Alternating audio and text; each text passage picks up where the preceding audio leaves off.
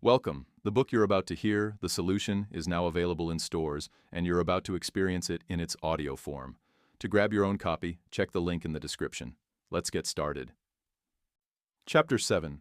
Anjali worked in silence the way some people worked in noise. Her desk sat near the window, far enough from the center of the floor to avoid interruption, close enough to see everything.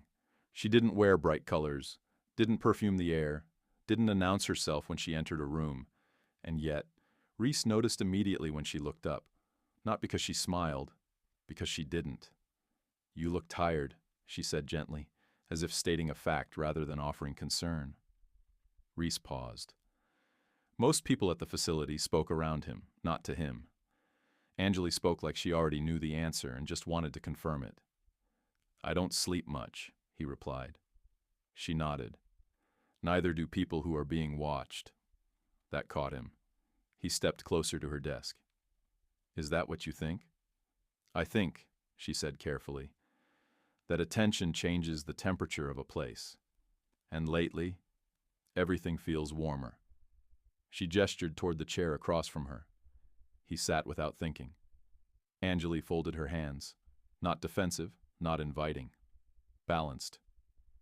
"Rose came by earlier," she continued. "She didn't say anything. But she didn't have to."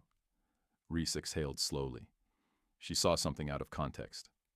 Anjali tilted her head slightly. "Context doesn't always save us. Sometimes it only confirms what people already believe." There was no judgment in her voice, no accusation, just truth. He studied her face, calm, observant, unreadable. She didn't look at him like Scarlett did, didn't test him, didn't lean in. She waited. "I'm not involved with anyone here," Reece said finally. "I know," Anjali replied. He frowned. "You do?" "Yes," she said. "Because if you were, you'd be louder about it. Men who are hiding something make noise. You make space." That landed harder than he expected. For a moment, the noise in his head quieted. "You don't owe anyone explanations," Anjali added softly. "But you should understand how easily stillness gets mistaken for guilt." Reece nodded once. "Thank you," he said. She smiled then, small, sincere. "Be careful," she replied. "This place doesn't forgive ambiguity." He stood to leave, lighter than he'd felt all day.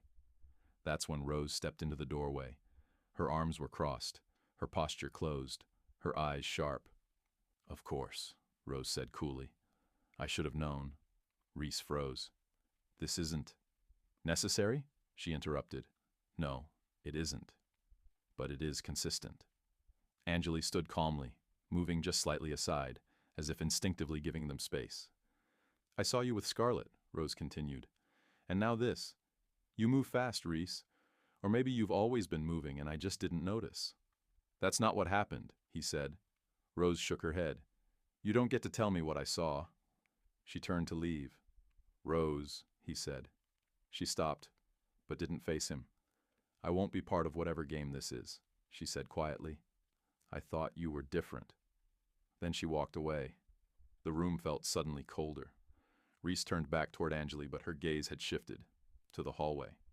Scarlett stood there, leaning casually against the frame, watching, smiling like a woman who'd just arrived exactly on time. "Well," Scarlett said lightly, "looks like I missed something important." Reece felt it then. The trap wasn't desire, it was timing.